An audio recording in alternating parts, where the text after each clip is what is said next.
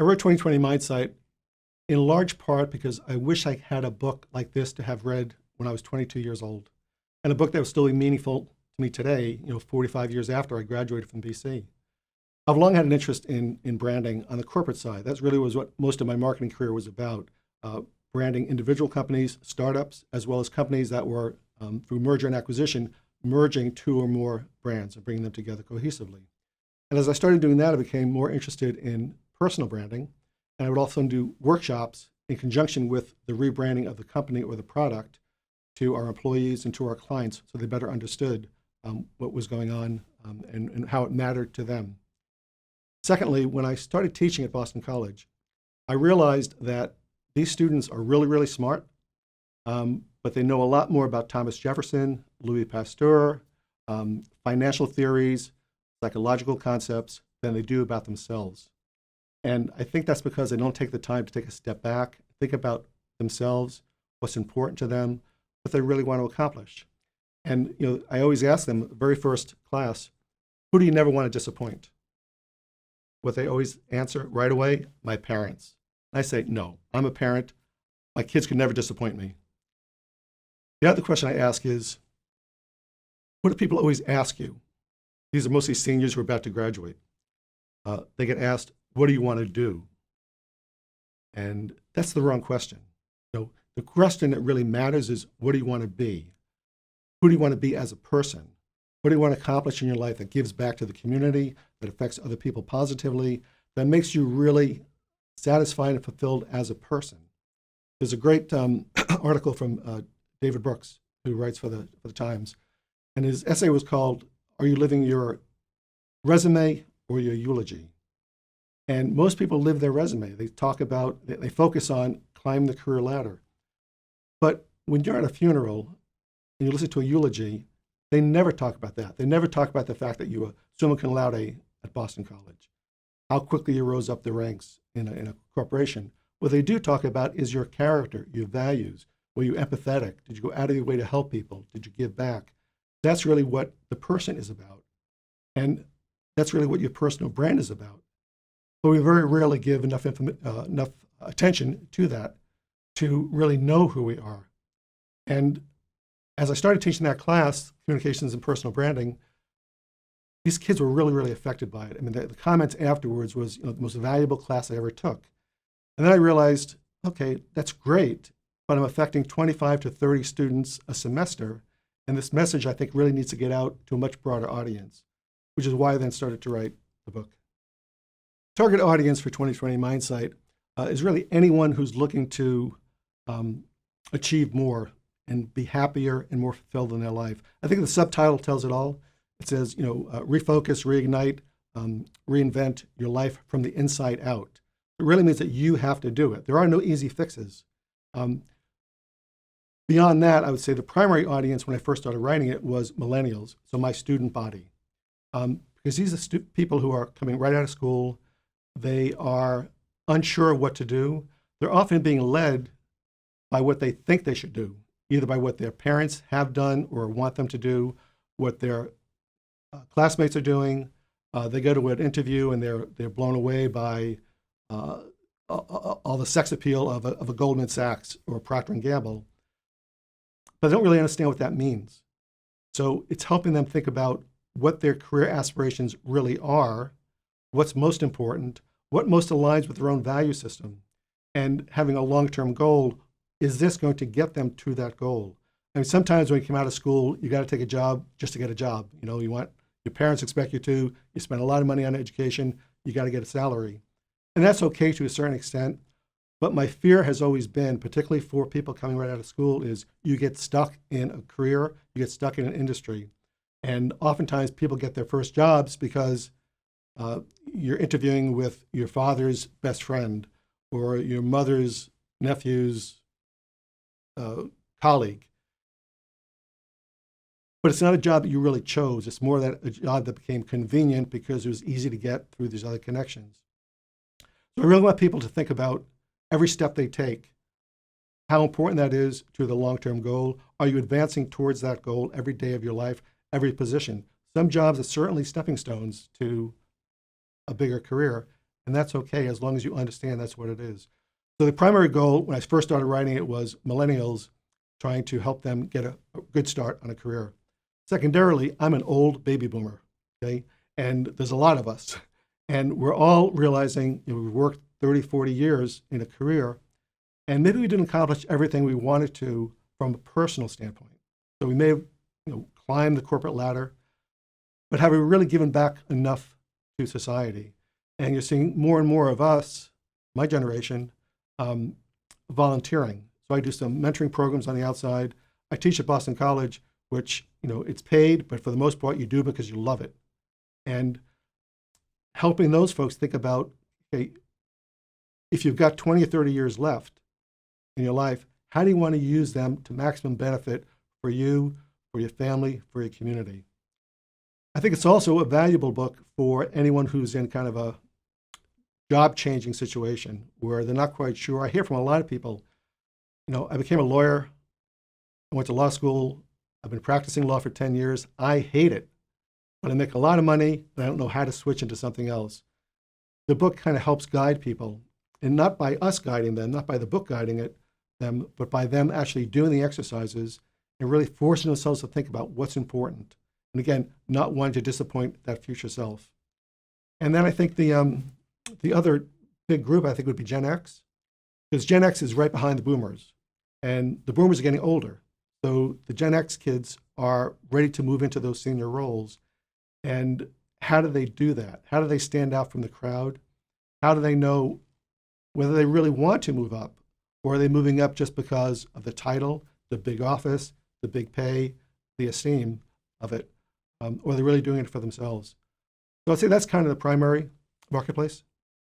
I would say the key takeaway is that you really cannot achieve personal and professional success unless you know yourself. When I teach one of my MBA classes, I talk in the very first class that you cannot manage other people if you can't manage yourself. And you cannot manage yourself unless you actually know yourself. And part of knowing yourself is we all kind of have three different aspects of who we are, right? Who we think we are, who we'd like to be, and how other people think we are. And somewhere in that intersection is the real you. And you need to understand that because that will help you have better relationships with family, friends, colleagues. It'll also help you better understand those people. So as you start understanding yourself better, you say, oh yeah, I know that about Jane, and I know this about Bob because of that introspection. So I think introspection and personal reflection have also often been undervalued, and as a result, almost being punished or ignored. There's a thing in our society where thinking about me, I, is bad. In fact, the first iteration of this book was called Put the I in You, because too many yous, too many people don't have themselves in it. They have their parents, their church, their community, their school, their workplace. That's who they are. They're not actually being genuine to themselves. So I think that idea of taking a step back, thinking about what's important, what you truly want to achieve is the key takeaway. And I think the book serves as a catalyst. The book cannot do it by itself. The book requires a lot of hard work. Every single chapter in the book has exercises. Those exercises are, for the most part, linked to outside sources from Harvard, from Princeton, from Penn, and from some large-scale nonprofits, all designed to make you question and think about what's really important, what your strengths are, assess your weaknesses, to better know yourself, figure out a game plan to allow you to achieve whatever you can achieve. But you have to do it yourself. I tell people, don't buy the book, don't read the book, unless you're going to do the exercises. Writing the book was an amazing process for me, and I learned a lot from it. I would say the primary thing I learned is that people don't know themselves, and sometimes don't want to know themselves, purposely give like a Heisman to anything that encroaches upon their own beliefs. We tend to be, I would say indoctrinated. It's a harsh word, but I think a lot of us are indoctrinated, and that we don't actually know what we believe. When you ask people simple questions, for example, why are you Catholic? My parents were Catholic. So if you were born in Israel, with your parents, you'd probably be Jewish. So thinking about questions like that are really serious questions in terms of how you define yourself, how you define others. And it's hard work. I go back to Thoreau's quote that the mass of men lead lives of quiet desperation.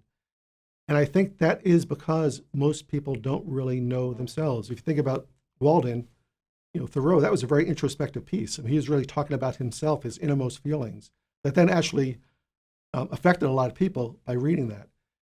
And that book is a great example of how important it is to actually take time for yourself. You don't have to go into the woods and live there for 6 months, but you actually need to take a step back and think about it. And it is indeed hard, and sometimes it's scary. One of the things that I asked my students to do in the concluding chapter of the book starts with a quote from Joe Lewis that everybody wants to go to heaven, but nobody wants to die. So one of the things I asked my students to do and exercise in the book is to write your eulogy. So for the most part, these are young people, 22 years old. Write your eulogy as though you were 90 years old. What do you want people to say about you? And they struggle with that because it really gets down to what are your core values? What do you want to accomplish personally as a person, as a human being, as opposed to what do you want to accomplish as a professional? What do you want your career to look like? What do you want to do with your Boston College career, with Boston College degree to achieve whatever it is you think you want to achieve? But none of that is as important as you, the person, making sure you are happy with your life because you can't live it over. When you're young enough, you can make some changes, make some modifications and go forward. But there are some points where you actually cannot go back. You made a decision that you need to live with. And it's hard sometimes to take that step back and really think, take a deep breath, think about, is this right for me? Is this right and consistent with who I stand for? And will it work going forward? I really want people to use the book as a catalyst. I call it a kick in the ass, okay? To take you out of your comfort zone, look at things and ask yourself questions that you've never asked before and other people have never asked before. Again, I go back to the eulogy idea. People have never thought about that, but you think about what do you want people to say at the end of your life? What do you want to have accomplished that really makes you proud to have lived your life? Like, what's your legacy? One of the things I talk about in class a lot, and I also talk about in a previous book, is begin at the end, right? So think about what do you want your legacy to be and make sure that everything you do contributes to that legacy, doesn't lessen it, enhances it. The other thing I think that I really hope people take from this is the fact that life is really not about the holy grail, which is money, big title, big office, big house, German cars, right? It's really about what makes a difference. And my hope is that people stop worrying so much about material things and think more about what's inside them, their heart, mind, soul, the real character of the person. And I think that anything I can do, anything this book can do to help jumpstart that process, because it's really hard and it's hard to get started. You often get in your own way. People tend not to be honest with themselves. And when I grade my papers for my students, I tell them this is not a class where it's quantitative. I can't give them a 94. They get graded based upon my interpretation of how much work they put into it, how much serious thought they put into it. And they know that right from the start. And my usual comment for papers that aren't outstanding is that you're skimming the surface. You need to dive deeper. Why are you saying this? How did this affect you? And how can you overcome it? So I think that's the main takeaway, is helping people understand their strengths, how they can leverage those, their weaknesses, how they can improve those. Think about their interpersonal relationships in the workplace, in the community, in their family, and how they can contribute to all of those being more beneficial. And this book, a lot of it, people think about it as kind of a professional book, how to succeed in a career. But the reality is every single thing we talk about in the book relates also to your personal relationships, because everything is a relationship, whether it's at work, whether it's at home, whether it's in the community. It's all about working with other people, understanding them, making sure they understand you, making sure you're on the same wavelength, you share the same goals and aspirations. By coming together that way, which is really more of a mindset, a worldview, you're going to accomplish so much more than you ever thought you could. And that's the key takeaway, accomplishing more than you ever thought you could.